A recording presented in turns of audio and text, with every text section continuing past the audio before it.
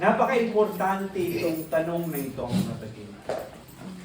Dahil kung masasagot natin kung ano ang ating kayamanan, ay matutulungan tayo na madala ang ating puso sa ating kayamanan.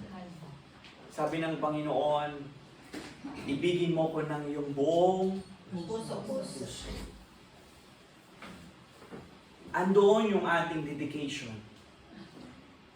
Naroon ang ating motivation. Naroon yung ating desire. Naroon yung ating pananalangin na mayroong pang kasamang pag-aayon. Narito yung ating pagsusumikap, magbasa ng Bible, maka-attend ng gawain, ng prayer meeting, makinig ng pagtuturo ng pangangaral ng salita ng Diyos, magsiyasat ng kautusan. And yet, bumabagsak pa rin tayo. So, napakasimple ng salita ng Diyos. Kung ano yung kayamanan natin, ang ating puso ay susunod. Kaya kailangan natin malaman, maunawaan, ano ba ang kayamanan ko sa buhay? Kasi kung nasaan ang kayamanan ko, duroon ang aking puso. So kung ang Panginoon ang aking kayamanan, duroon ang aking puso. Maibibigay ko ang buong puso ko sa Panginoon. Ang kayamanan, mga kapatid, ay kung ano yung mahalaga sa isang tao. Ito ay hindi lamang material. Maaari itong mga bagay na hindi natin karing hawakan. Maaari ito ay intangible. Tangible things. Hindi lang ito material, ginto, pilak, sasakyan, bahay, pera. Kundi maging ang mahal natin sa buhay, kayamanan natin. Kaya nga dito sa Italia, I love to hear parents that they are saying, or yung sweetheart niya, mio tesoro. Diba? Tama ba tesoro is treasure? Mio tesoro. Madalas ko itong naririnig sa mga magulang. Mio tesoro, aking kayamanan. I-breakdown natin, mga kapatid, ano ba ang treasure natin sa ating buhay? Di ba yung treasure natin sa buhay, siya yung mga binibigyan natin, yun ang mga valuable sa buhay natin. Is our values. At ang ating values ay ang importante sa atin. At ang importante sa atin, naisip natin na importante ito dahil kailangan mo. No? Susundan niyo po ako, mga kapatid. Mula sa kayamanan, this treasure, i-breakdown natin na ang treasure ay ang values natin sa buhay. At ang values natin sa buhay ay kung ano ang mga importante pinaprioritize natin. At ang mga pinaprioritize natin at importante sa atin ay ang mga pangangailangan natin. At yung mga pangangailangan natin, naisip natin na kailangan natin kumain. Kailangan natin ng tahanan, food, shelter, clothes, yung mga basic necessity natin, mga kapatid. Kailangan natin ito at importante ito dahil para sa ating survival. Mabuhay tayo. At hindi lang para mabuhay tayo, mga kapatid, dahil pagka meron tayong pagkain sa tahanan, ay meron tayong kagalakan sa Diyos.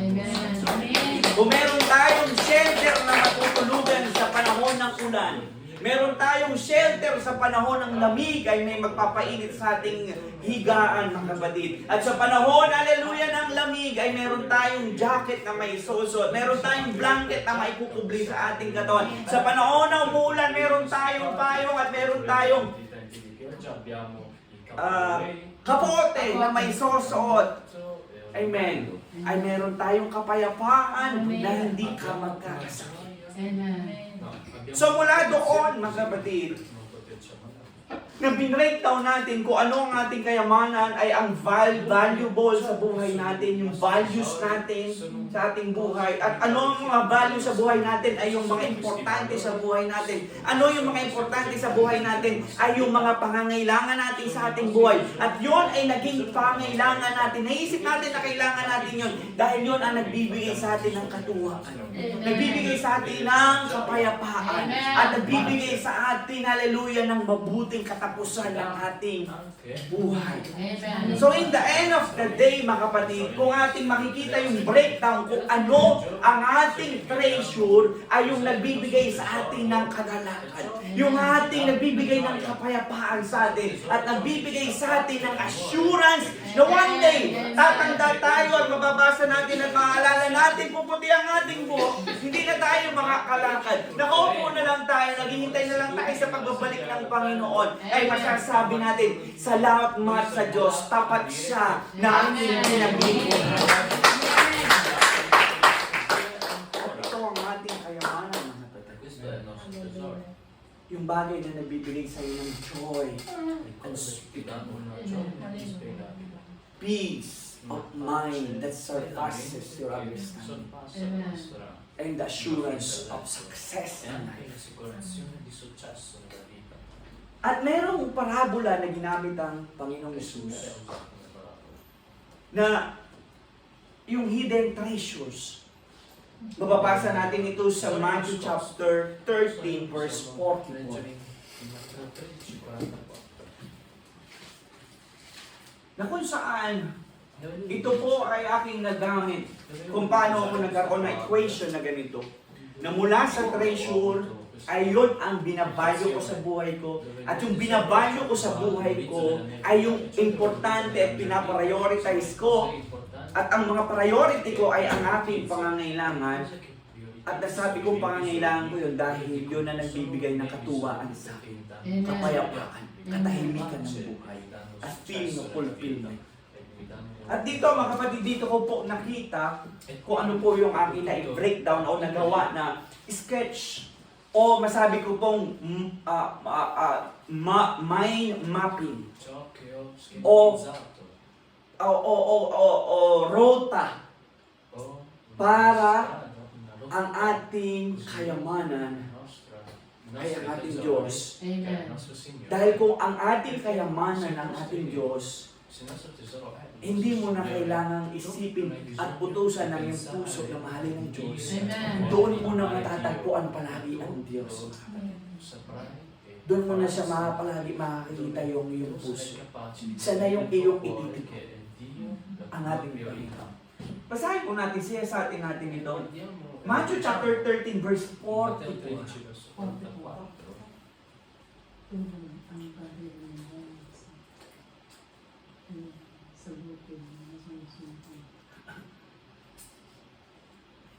Tulad ang kaharian ng langit sa natatagong kayamanan sa bukid.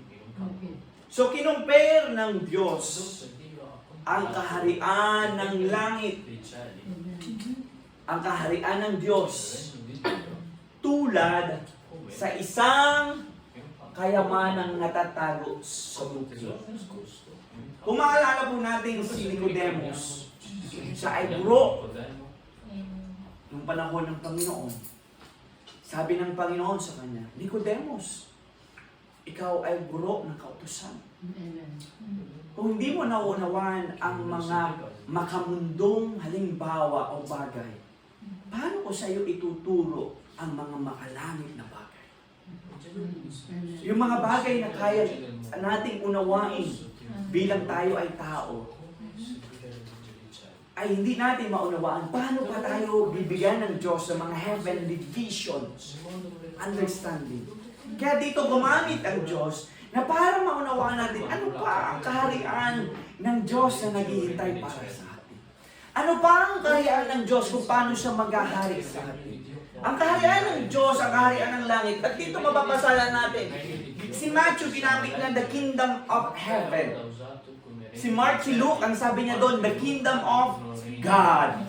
Because si Matthew is lehitimong Hudyo. At ang Hudyo ay hindi basta-basta gumagamit ng pangalan ng Diyos na kung saan-saan lamang ng pananalita. It is so strict for them and they are so, hallelujah, reverent sa pangalan ng Diyos. Kaya instead na gamitin niya the kingdom of God, he used the kingdom of heaven. Because again, the place, hallelujah, that the dwelling place of the presence of the Holy God is heaven, mga kapatid. Hallelujah. Pero salamat sa Diyos, mga kapatid. Ang heaven na tirahan ng presensya ng Panginoon na hindi lang ngayon sa langit, mga kapatid, ay ito ay nasa ating buhay, mga kapatid. Nung tayo ay nakapailit na ipanganak na uli sa tubig at sa Espiritu, mga kapatid. Una, hallelujah, verily, verily, I say unto thee, except a man be born again, you can see the kingdom of God. Kaya nung tayo ay naipanganak na muli, di ba nakita natin, hubad pala ako. Makasalanan pala ako. Doon mo nakita na ang buhay mo pala ay marumi sa harapan ng Panginoon. Akala mo, okay lang yung buhay mo. Wala kang kasalanan. Hindi mo nakikita yung mga pananalita, yung iyong komportamento. Pero nung naipanganak ka na muli sa tubig, pinaghari mo si Jesus sa buhay mo na bilang iyong hari. Nakita mo ang kagandahan ng kaharian ng Diyos. Dahil ang kaharian ng Diyos ay hindi pagkain at pag-inom, kundi ang kaharian ng Diyos ay katuwiran. Kung ano yung tama sa Panginoon, hindi kung ano yung tama sa atin. Nakakatakot. Akala ko nga mag-exhort si Sister Gladys kahapon, the book of Judges. Because the book of Judges, mga kapatid, the story, the narratives in the book of Judges is so worse. Ang buhay doon sa Judge, ang kanilang buhay ay spirally pabagsak ng pabagsak ng pabagsak. Ang tao sa Judges is worse and worse and worse, mga kapatid. Bakit? Walang nag-lead sa kanila. Dahil walang nag-lead sa kanila, ginagawa nila kung ano ang tama sa kanilang panahon. Dahil walang prinsipyo, walang absolute truth na sinusundan sila, kung ano ang tama sa kanila, yun ang tama sa kanila. Hindi ba parang ganun ang buhay natin ngayon? Huwag mo akong pakilaman. Ito ang tama sa akin. Huwag mo sabihin sa akin kung ano ang tama. Ito ang alam kong tama sa akin. Kaya ang mundo natin, mga kapatid, is so worse and so confused na makita kung ano ba ang tama. Righteousness is a simple word, right. To be right. Pero tayo bilang tao, minsan ang right natin, sinistra.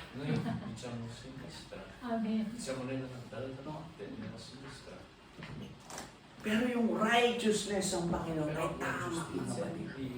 Madalas natin nakikita, piyanes, na yung akala natin tama sa atin, kung titingnan natin ang kagandahan ng Diyos, mali. Nung kasama nga namin si Brother Joseph, si Pastor Joseph last Sunday, habang kami po ay nabibigyan. So blessed for me, for my family, no, na meron pong kaedad ko o mas matanda sa akin na kamanggagawa, na kung saan ay nakakapag-usap kami, nakakapag-unawaan kami ng mga usapan na hindi ko pwedeng ikwento sa inyo. Baka kasi backslide kayo pag narinig nyo ang mga kahinaan ko. And then, sa pinapag-usapan nga namin na share ko sa kanya, alam mo, Joseph, the more na tayo ay palapit ng palapit sa Panginoon, the more nakikita natin ang kagandahan niya, the more na ikaw ay nagpapakumbaba sa Diyos. Kaya I don't believe, mga kapatid, yung matagal na sa Panginoon is, habang tumatagal sa Panginoon is, tumataas ang asoge sa katawan. Hindi nila nakikita. I don't believe na nakikita nila. Kasi the more na ikaw ay lumalapit sa Panginoon, the more nakikita mo na kailangan mo ang Panginoon. The more na lumalapit ka sa presensya ng Panginoon. The more na nakikita mo, hallelujah, na kailangan mong magpakumbaba at wala kang may kakatwiran sa ating Panginoon. At ang masasabi mo lang, Lord, salamat sa iyong biyaya. Salamat sa iyong awa. Salamat sa iyong pag-ibig. Hanggang ngayon ay nakapaglilingkod pa rin ako sa iyo. Wala tayong may pagmamalabis. Kaya habang tayo palapit ng palapit sa Panginoon, the more nakikita natin ang ating kamalian. Pero salamat sa Diyos, hindi pinakikita ng Diyos ang ating kamalian para i-enjoy natin. Marumi pala, mabaho pala ang kiligili ko, hindi natin lilinisin. May dumi pala sa mukha. Kundi, pinakikita yun ng ating Diyos para tayo ay maitama. At iyon ang kaharian ng Diyos. Katuwiran. Kaharian ng Diyos, hallelujah, ay kagalakan. Tingnan natin yung sinasabi ni Paul sa Romans. Kung ano ang kaharian ng Diyos, hallelujah. Sa 14:17, the kingdom of God is not just eating and drinking, but righteousness. Yung tuwid ng Panginoon. At ang mabuti doon, mga kapatid, ang katuwiran ng Diyos ay hindi ang katuwiran ni Pastor o ang katuwiran ni Sister Estela. Kundi ang ating susundin ay ang katuwiran ng Diyos. Hindi ko ano yung katuwiran na gusto mong i-define na katuwiran. Ang kaharian ng Diyos, mga kapatid, ay may kapayapaan. Amen. Kapayapaan, mga kapatid. Nagmamanufacture tayo ng sarili nating kapayapaan. Amen. Kapayapaan, security. Diba ka nagkakaroon ka ng kapayapaan pagka alam mong secured ka. Amen. Pag sumakay ka, sasakay ka sa aeroplano, diba? Nakita mo, yung aeroplano, yung makina, baksak. Sasakay ka doon sa aeroplano na yun. Nakita mo, yung aeroplano, lalo nakakarinig mo lang sa Singapore Airlines, merong lang nagbumaksak na talagang nag-drop in how many, hallelujah, in a second, split of seconds. Ang explanation is parang yung itlog, yung mga tao na nasa bote na inalok. Amen. Kaya may namatay. In a split of seconds, 1,000 of, hallelujah, elevation, biglang nag-drop ang aeroplano, biglang umangat, nag-drop aeroplano. Tapos ganyan, yun ang susunod na sasakyan mo. Kasi gano'n ang aeroplano, di ba? Kung pupunta sa Bari, yung pumunta sa Bari kaninang umaga, maghihintay, magsasakay pabalik-buli dito sa Venetia. Nakita mo lang sa namin. Sasakay ka sa aeroplano na yun. Pagkakaroon ka ng kapayapaan. Minsan tayo, mga kapatid, nag-create tayo ng sarili natin kapayapaan. Nag-create tayo ng sarili natin security. Ano yung mga kinakikreate natin? Inom tayo ng mga vitamins. Kung ano-ano nilalagay natin sa ating katawan. Nilalagay natin sa bahay. Pampaalis ng mga kung ano-ano. Nasisecure tayo doon. Pero alam natin, yung security na tayo lamang ang naglalagay is improvise. Improvise is not the true things, mga kapatid.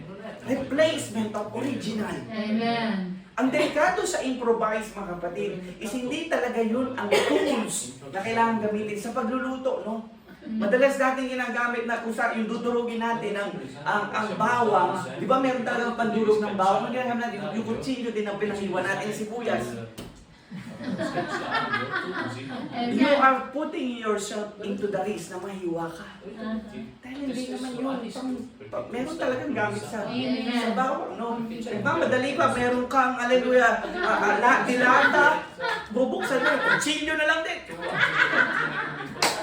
Dahil nag-improvise ka lang, no? Hindi naman talaga yun ang design. Na para pambukas doon sa lata na yun, mga kapatid, ay nilalagay mo ang iyong sarili sa kapahamakan. Minsan pero din tayo, mga kapatid, akala natin, hallelujah, makakapag-produce tayo ng kapayapaan natin sa ating sarili. Hindi, mga kapatid, halip na mag-produce ng kapayapaan takot ang naidadala sa atin, mga kapatid. Dahil ang kapayapaan ng Diyos ay hindi kayang gawin ng tao o mabili ng pera ng tao, mga kapatid. Maaari pa nating mahalin ng Diyos at pasalamatan ng Diyos. At ito ang kaharian ng langit. Amen. Kapayapaan na hindi mo kayang gawin sa sarili mo. Amen. Amen. Madami kong pera, Pastor. Brother Lucky, pwede ba magpadala ka ng security guard kay Mika alas 8 ng umaga hanggang 8 ng gabi hanggang makauwi siya ng bahay? Ganun din kayo sa Manda kasi magkahiwalay na sila sa eskwela. Amen. Kasi security na ang ating mga anak. Madami na akong ipon sa bahay kung saan lang nakalagay sa basurahan, sa abimin, sa ilalim ng kalan, sa bigas. Ang security, maglagay ako ng camera, ilagay ko yung bahay. Masisecure na itong gamit na ito. Mag-hire mo, tawagan ko din si Brother Lucky. Magkano ba ang mag-hire tayo ng security guard sa bahay ko? And yet, alam natin, marami nagte-testify. Sabi nga ng mayayaman, kailangan ng tao lahat, sabi niya, kailangan lahat ng tao gusto niya yumaman. Para maranasan daw ng lahat ng tao na hindi ang kayamanan, hindi ang pera na magpuproduce sa'yo ng kapayapaan. Instead, magpuproduce sa'yo ng takot, magpuproduce sa'yo ng confusion, magpuproduce sa'yo ng anxiety. Amen. Sa simpleng bagay, minsan, sobrang sweldo. Ngayon, hindi mo pa alam kung saan mo dadalhin ang pera. Isip ka pa ngayon naisip, saan mo ba dadalhin ito? Anong pipiliin ko? Ang dami mong, hallelujah, paano ba gagastusin itong pagpapanak mo ng Panginoon? Hindi na Sa naisip. simpleng bagay, mga kapatid, no? It's a vanity of vanity, sabi ni Solomon. Kaya kung magpuproduce lang tayo ng sarili nating kapayapaan, mga kapatid, babagsak lang din tayo, mga kapatid. Magpuprostrate lang tayo. Kasi yung ideal na kapayapaan na gusto mong maabot, hindi kayang bilhin ng kayamanan ng mundo ito. Tanging ang Diyos lamang, hallelujah, ang makapagbigay ng kapayapaan, the peace of God that surpasses your understanding. Amen. Amen. Ano pa ang kaharian ng langit? Joy. Amen. Joy, hindi lang. Joy sa diskoteka. Joy sa mga gusto mong pakinggan ng mga awit. Joy. Si Mrs. wala nang panahon sa akin. Yung ibang kolega ko, palagi akong hiningitaan. Baka may joy doon. Nakidikis. Si Mister, wala nang panahon sa akin. Trabaho na lang ng trabaho. Yung kapitbahay natin, may bangitig sa akin. Baka may joy doon. Amen.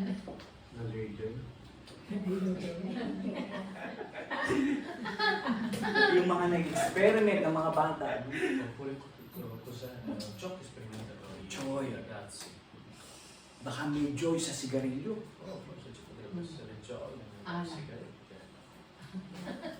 Baka may joy sa alak. Dahil nakikita ko si Lolo, pagka napupuno na ng alak, ay nag-joy na siya.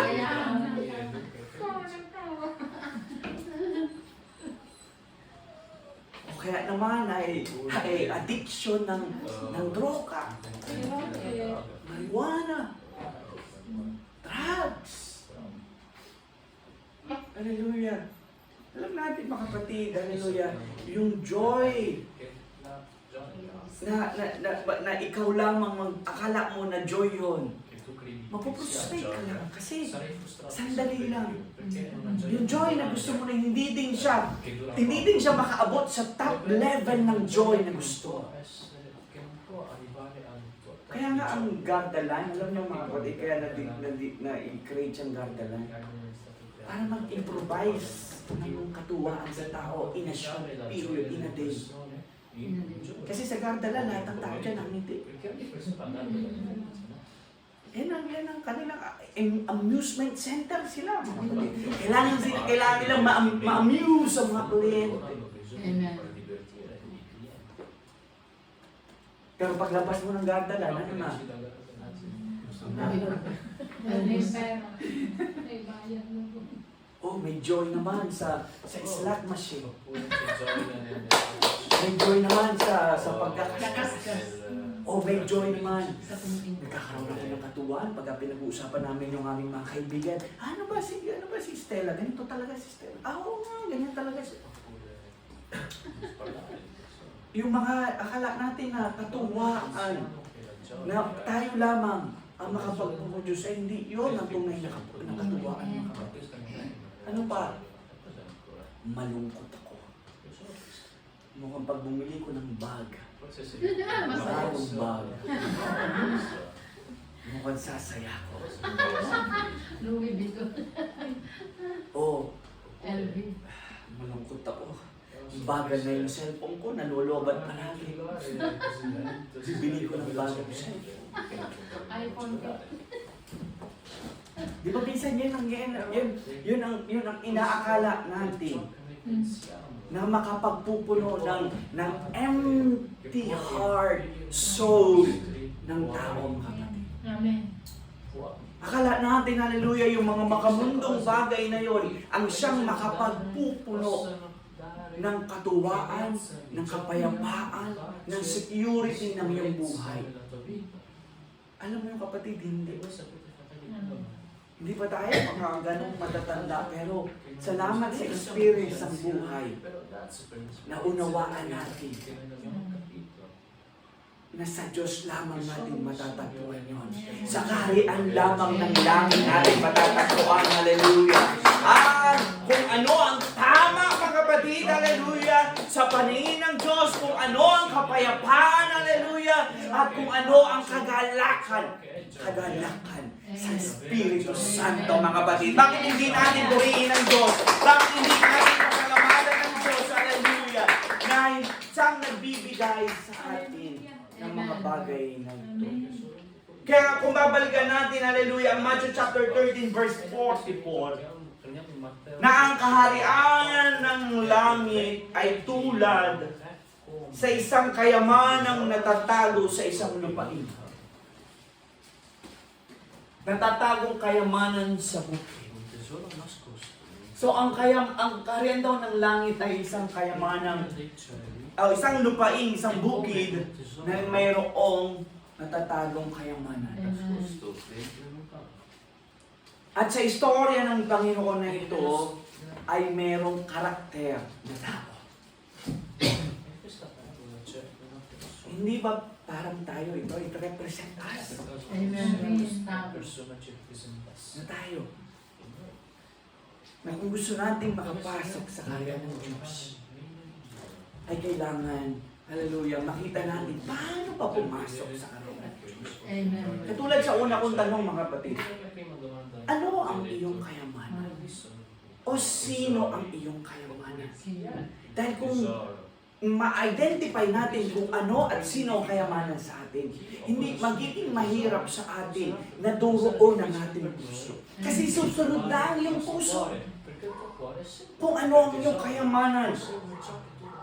At na-breakdown ko sa inyo, mga kapatid, na ang treasure, mga kapatid, ay kung ano yung value sa buhay natin. Kung ano ang priority sa buhay natin. Kung ano ang importante sa ating buhay. Ano mga importante, priority sa ating buhay? Yung mga pangangailangan natin. Bakit natin kailangan yun? Kasi nagbibigay sa atin ng joy, peace, security. Amen.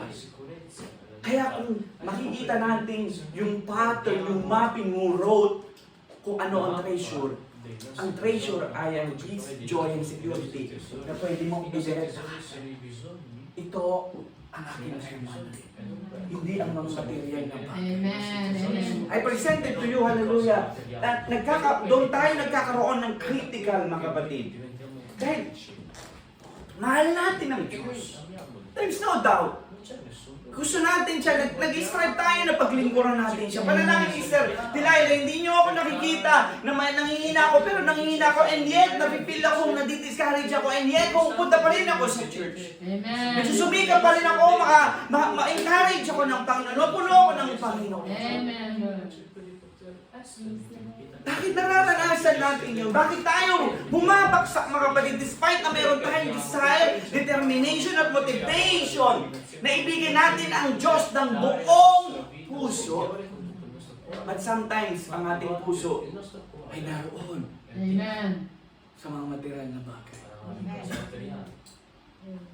Dahil nagkakaroon tayo ng ang critical, mga kapatid, kung paano natin pinapriority ang ating pangangailangan. Amen. Kung paano natin pinapriority ang ating pangangailangan. Na kailangan natin makita na ang lahat ng iyong pangangailangan, ang Diyos lang ang makapag-provide. Ang Diyos lamang, hallelujah, ang makapagbibigay ng totoong katuwaan, totoong kapayapaan at seguridad sa buhay. Kaya kung ating mapagtitiwalaan ng Diyos na hindi ko nakikita, hindi ko pa nakita ang Diyos, mga kapatid, hallelujah. Pero dahil meron siyang pangako at buhay ang kanyang salita na nag-testify sa buhay ko, sa aking pamilya, mga kapatid, na ang Diyos na aking pinaglilingkuran, ang Diyos na aking pinagtiwalaan ay hindi ako pinabayaan. Hindi siya nagkulang sa akin. Hindi ko lang inaawit. Hindi nagkulang ang Diyos. So hindi, hallelujah, alam ko sa aking buhay, hindi nagkulang ang Diyos sa akin. I challenge you. Ask the Lord, open my eyes. Hindi ko maging kayamanan ang aking trabaho. Hindi ko maging kayamanan yung mga bagay dito sa mundo nito. Kasi nagiging critical sa atin kung ano ang priority. Allow me to be a pastor. Sabi ng Bible, the letter kills, but the Spirit gives lives. Amen. Ang salita ng Diyos ay pinapatay ang laman.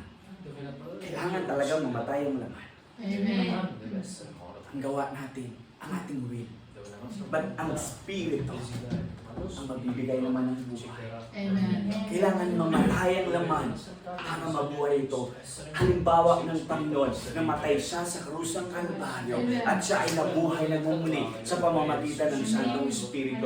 At ganito ang nais din ng Diyos sa atin, patayin natin ang gawa ng laman. Amen. Allow me to become a pastor, and it's my responsibility to say this, mga kapatid. Sa atin, mga kapatid, yung ating priority, doon tayo nagiging critical. Yung pagpili natin ng priority. Oh, araw ng kompraternita. Basta hindi ako makakapunta.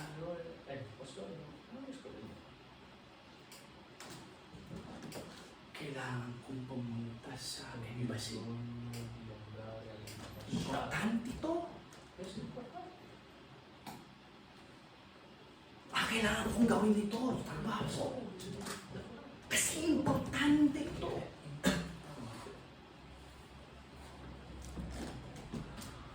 May gawain.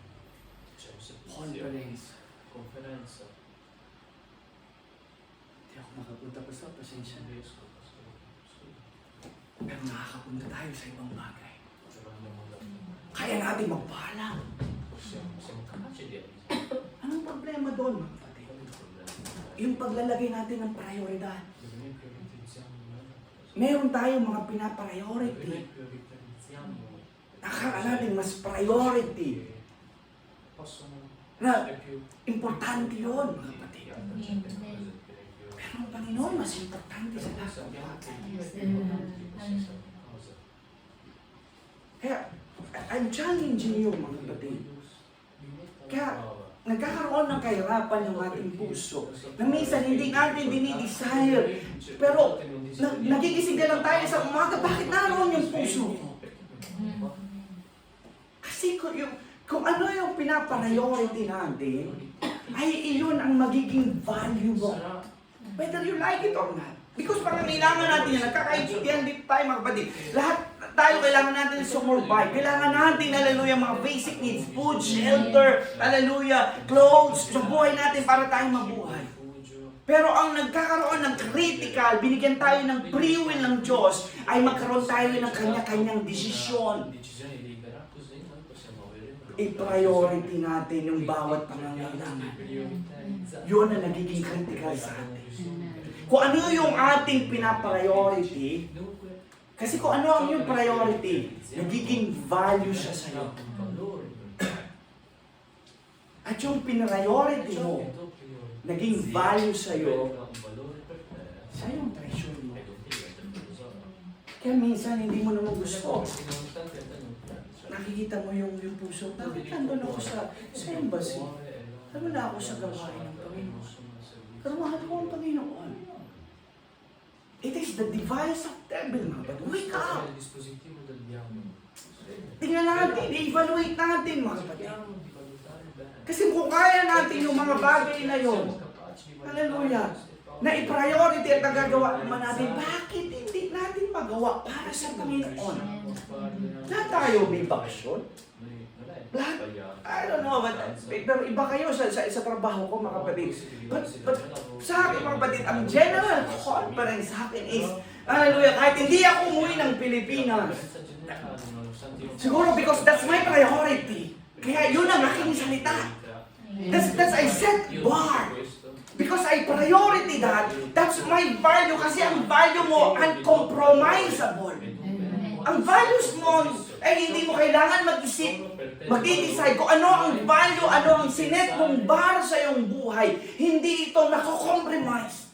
Mawalan ka ng trabaho, tigilan ka sa trabaho mo. Lasa ere. Kaya minsan nasasabi ko dun kahit sa amo ko, kung hindi mo ako papayagan sa ganitong bagay, I'm sorry, iiwanan kita.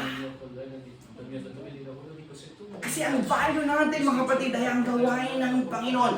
I'm not saying, hallelujah, na gawin niyo ito, mga kapatid. But kung ito, hallelujah, yung ating priority, because this is our priority. Yung priority na inilagay mo sa buhay mo, ay magiging value mo, at nagigising ka na lang sa isang araw. Kung ano yung priority at value mo, yun ang treasure mo. Kaya nagigising ka isang araw, palaging naroon ang puso mo sa Panginoon. Despite na merong mga humihilaw, mahatak sa'yo, may mga tukso sa buhay mo. And yet, ang iyong kayamanan ay ang Diyos. Kaya naroon palagi ang iyong puso. Maaari ba natin mahalin at salatahan ng Diyos?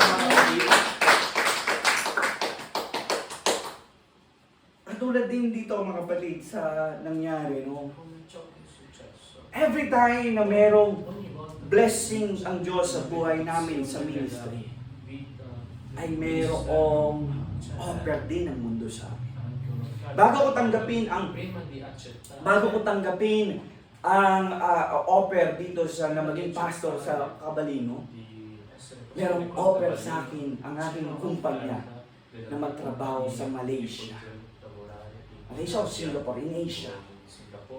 Sa amin, mga kapatid, sa construction, pag ikaw ay nagtatrabaho sa Asia, you are more professional or more proficient than sa mga Saudi boys. Saudi boys kasi mga nag-uumpisa yan. More experience sa mga nasa Asia na yung mga more developed country. So, andito si Sir Cecil. Isang project pa.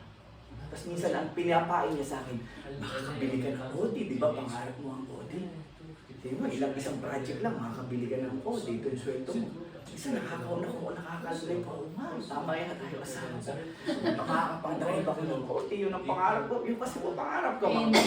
Hindi ako nangarap ng Ferrari dahil hindi ko kaya Brother Bernard. Sa kapasidad ko, alam ko lang yung kaya kong bilhin na mabibili namin. Kaya kodi lang talaga ang kaya kong. Yun ang pangarap ko. Sa araw makapag-drive ako ng kodi. Kaya pinapahin sa akin sa isang project pa. Sa kakanta, sabi ng nanay ko, sa kakananak magpastor, pagkatsikuhandaan ka na. Ang ganda ng kahirap mo. But I begin that priority. ng Panginoon. Because I've seen and experienced, kaya ko mag-produce ng kapayapaan sa aking mind and capacity, peace, assurance of good success. Pero nakita ko in the end of the day, ang Diyos lang ang totoong nakapagbibigay ng kapayapaan, katuwaan, kagalakan, at tunay na success ng buhay. See, parang ang hirap i-deny yun, susweldo ka ng 3,500. That year is 2016. Kaya pa mag 4,000 daw, madali akong makauwi sa Pilipinas. Sabado, pwede kong umuwi ng Pilipinas, sa ilang lapit. Para lang, kasi ang uwi na, libre lang ang pamasahe. Wala akong, pag nagbabakasyon ako dito, no, mga kapatid, wala akong bayad. Ticket, walang bayad, mga kapatid. Transportation ko, taxi ko, bayad yan. Kung kakain ako sa restaurant, sa airport, basta may patura lang ako, lahat reimburse yan, mga kapatid. And then the Lord, I pray to the Lord, okay, Lord, this is my priority. So because of my priority, I set the bar in my life. This is my value. Because ang value, mga kapatid, is never compromised. That's why sabi ko sa inyo kanina, mga kapatid, yung needs, important at priority, doon tayo nagkakaroon ng critical. Kasi ang priority, pwede ngayon number 1 ang priority mo. Pero bukas baka number 2 na siya. Baka bukas number 3 na lang siya. Naranasan natin yan. Di ba may mga priority tayo sa buhay? Pero minsan, 1, top priority siya ngayon, 1. Susunod, number 3 na lang siya, number 4, meron ka ulit priority. Priority is compromisable, mga kapatid. Kaya I'm hallelujah, I'm inviting you through the Word of God na iset natin ang ating priority. Ano sabi ng Panginoon? Seek ye first the kingdom of God. Kingdom of God, righteousness, peace and joy. And His righteousness. Pagka inuna natin ito, nagkikreate tayo ng behavior sa buhay natin. Sabi ko nga kanina, behavior comes from the word behave. Behave is divided into the 2 words. Be that you will become. Kung ano ang magiging sino ka sa darating na panahon. Have is ability. Yung ano ang kakayanan na magkakaroon ka. Kaya yung behavior mo, mga kapatid, ay sineset mo ang iyong sarili kung sino, hallelujah, ang iyong magiging future at ano, hallelujah, ang ipagtitiwala sa iyo sa Panginoon. Kaya anong behavior ang gagawin natin, mga kapatid? Anong priority at anong values natin, mga kapatid? At kung ito na ang ating behavior, ito na ang ating ugali, ito ang set bar ng pag-iisip natin, you will never compromise. Because the Lord will back up your decisions. The Lord honors your decision. Gagawa ang Diyos na himala sa buhay mo na yung priority mo ay isa-set niya na values mo. Gagawa siya, papakita niya sa iyo. Hallelujah! Na yung mga bagay na pinagkakatiwala sa iyo, kaya niyang palitan yun kung kaya mong ipagkatiwala ang buhay mo sa ating Panginoon. Ang gusto lang ng Diyos ay una nating ihakbang yung ating sarili. Ang Diyos ang tatapos ng lakarin, mga kapatid. Kaya ang problema critical sa buhay ng Kristiyano ay yung setting of priorities. That's why we have to learn to set first God. Because setting God in our life, gagawa siya ng bagay sa buhay mo na magiging value ito sa'yo, babakapan niya yung decision mo, na magkakaroon ka ng security, peace, and joy. Na kung i-compromise ko ano ang setup standard mo, na akala mo nagpo-provide sa'yo ngayon, kayang-kaya mo siyang iwanan. Dahil alam mo, kung ano man yung trabaho ko, ano man yung nasa kamay ko sa ngayon, Galing ito sa Panginoon. Kung ibinigay niya ito sa akin, bakit hindi niya kayang ibigay sa susunod sa akin? And the mere pag inuuna ko siya, hallelujah. Di ba ang pangako ng Panginoon, pag inuuna natin siya, hindi mo kailangan hanapin yung mga prioridad mo sa buhay. Kundi ano ang gagawin ng Diyos? Yung mga priority mo ay ilalagay niya sa likuran mo para unahin mo ang ating Panginoon. Napakaganda ng plano ng Diyos. At ito ang istorya nitong kayamanan nito na yung tao na nito na nagre-representa sa buhay natin ay nung natagpuan niya ang kayamanan sa bukid na ito na kanyang bibilin, itinago niya. Di ba gano'n ang sabi ni David? Ang salita ng Diyos ay kayamanan sa kanya. Itinago niya sa kanya. Iningatan niya. I keep your commandment, O Lord, because I love you. Yes. Di ba kung ano yung iniingatan natin? Yung mahal na. Yung mahalaga sa atin. Ayaw natin nga mahipo yan. Huwag mo hawin po yan. Baka mabasag o ano. Dahil ingat na ingat tayo. At yun ang sinasabi dito. At doon, at tinago niya, na-discover niya na may kayamanan doon. At sa kanyang kagalakan. Ito ang importante mga kapatid, yung joy. Ito yung sinasabi ko mga kapatid na ipapakita sa iyo ng Diyos, i-establish ng Diyos sa buhay mo na maranasan niya, nakakapag-fabricate ka, improvise ka ng joy sa buhay mo. Pero hindi mo kayang magawa yung joy na ginawa ng Diyos sa buhay mo. Na makikita mo yung difference. Na pag naranasan mo yung kagalakan na ito, kaya mong ibenta lahat. Kaya mong iwanan ng iyong trabaho. Kaya mong iwanan ng iyong karera. Kaya mong iwanan ng lahat ng bagay. Alang-alang sa iyong Panginoon. Kasi alam mo mga kapatid, hallelujah, sa Kanya nang gagaling ang lahat ng bagay na hinahanap mo. Kaya anong ginawa niya dahil sa kagalakan? Imagine, kung nakita niya kayamanan, malungkot siya, bibiling ba niya yun? Madahil masaya siya.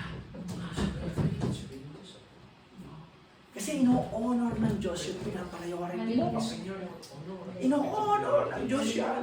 Ino-honor ng Diyos ang iyong sakripisyo. Ino-honor ng Diyos kung ano ang iyong nagagawa sa Kanya. Ino-honor ng Diyos ang iyong pananalangin. Ino-honor ng Diyos kung gaano kang binibigay mong oras sa Kanya. Binibigay mong dedikasyon para sa Kanya. Nakikita ng Diyos, hallelujah, ang lahat ng ating gawa at hindi ko nawawalan ng kabuluhan, mga kapatid. Ino-honor niya.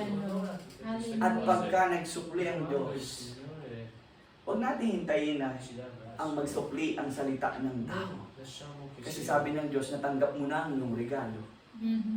Okay lang na walang nakakakita sa iyong ginagawa. Amen.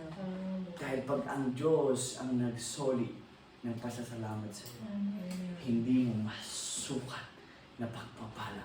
Sumasagaan ang pagpapala. Rumaragas ang pagpapala. Kaya hindi tayo magtataka mga kapatid. Sino ba tayo? Pero naroon ang rumaragasa ang darundong na baha ng pagpapala sa ating buhay. Bakit hindi natin pasalamatan ng Diyos mga kapatid?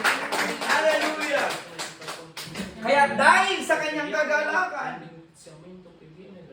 umalis siya.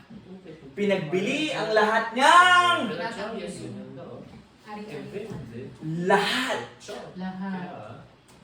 Walang naiwan. Lahat. Pati pag sinabi lahat. Tinatangkilik. Tingnan natin sa English. Sabi rin. Then in his joy, he goes, sells all he Yes. lahat ng kanyang pag-aari. Ito yung setting of priority. Kailangan niya yung kayamanan niya ngayon. Pero mas importante yung kayamanan ng tagpuan sa iyo. Amen. Kaya kaya niyang ipagbili ang lahat. Amen. Kasi importante na pumunta ako sa Roma, pumunta ako sa embassy, kaya ko magpaalam. Kaya ang buong eternidad. Kaya kong umuwi ng Pilipinas, kaya kong magbakasyon doon sa Belgium, kaya kong makapagpaalam magbakasyon doon. Eh, ang general conference. It's a setting of goals and priority, kapatid. The Lord honor your decision. Hindi ko mababago yung decision. Kayo pa rin ang mag-decision, kapatid. But I'm offering to you kung ano ang gusto ng Diyos sa atin.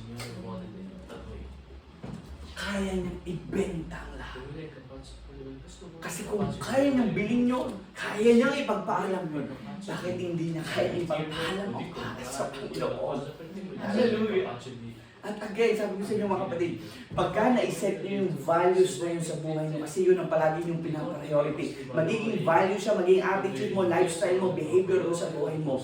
Every time na darating ang temptation, every time, hallelujah, na darating yung temptation sa'yo na itetest ka, bago nung dumating ang Corneliano, mga kapatid, I was offered to work in France.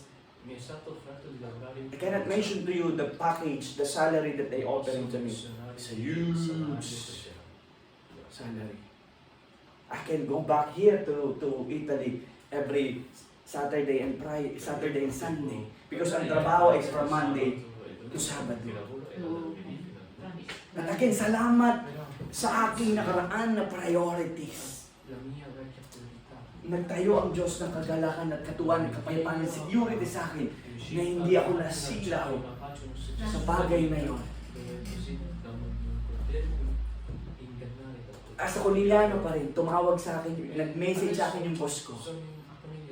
Yung boss ko na yun, mga kapatid, pagka sinabi niya, wala, magsabi lang ako ng, yes! Yes, James! Matter of weeks, nasa aeroplano na ako. Lipad, balik na ako sa trabaho. Paul, sabi niya, gusto mo bang magtrabaho sa Microsoft? Nasa Singapore ako. I pray to God, Lord, ang ganda ng opera, Panginoon. But I love you. I cried. Hindi ako sa Panginoon, Lord. Hindi ko tatanggapin ito. Dahil mahal kita. Kaya kong ipagbili ang mga opera na ito, ang mga kayang ibigay sa akin ng mundo. Pero dahil mahal kita. Ayoko mag-create ako ng sarili ko lang, kagalakan, katuwaan, na ako ang mag-iisip at ako maghahanap. Sumusunod na sa akin ang pagpapala. Puputulin ka pa ba? Nilagay na ako ng Diyos sa security, sa kapayapaan na hindi masahit ng aking isip. Praise the Lord. I respond to my boss, sorry James, I am a pastor now. Thank God. I wrote that. Ay sulat ko po yun, mga kapatid. I am a pastor now. And ang reply ko sa kanya. And he says, I respect your decision. And good luck. Thank God. Hallelujah. Hindi ko po yung sinasabi mga kapatid para ipagmalaki o pagmataas. Kundi gusto ko pong ipakita at i-testify na yung ibinalik ng Diyos sa akin at yung inilagay ng Diyos sa akin paanan na nakatayo ako sa matatag na pundasyon. Amen. Alam niyo ang buhay natin dito sa Methodist, nag-isip ng buhay natin.